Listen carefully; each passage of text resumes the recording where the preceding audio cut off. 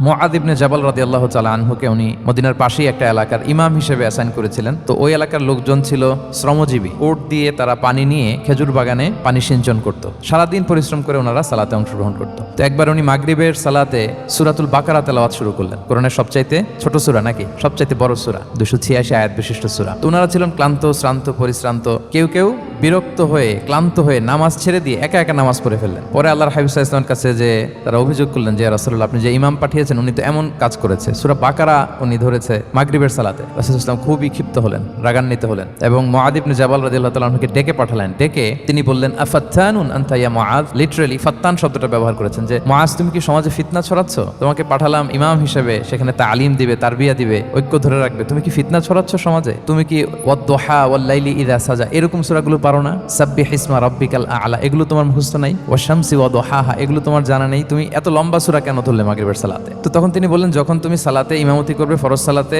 তখন কেননা তোমার পেছনে অসুস্থ থাকতে পারে, তারপর বয়স্ক কোনো লোক থাকতে পারে, অথবা মুসাফির মসজিদের পাশ দিয়ে সফর করতেছিল, ভাবলো জামাত চলতেছে, জামাতটা ধরি, ঢুকেই যদি দেখে যে আপনি সূরা বাকারা তেলাওয়াত করতেছেন, তো তার জন্য তো কঠিন হয়ে যাবে কোপ আপ করা, কন্টিনিউ করা। তো এই জন্য ছোট ছোট সূরাগুলো আল্লাহর হাবিব সাল্লাল্লাহু আলাইহি ওয়াসাল্লাম পড়তে আমাদেরকে উৎসাহিত করেছেন ফরজ সালাতে, যখন আমরা ইমামতি করব।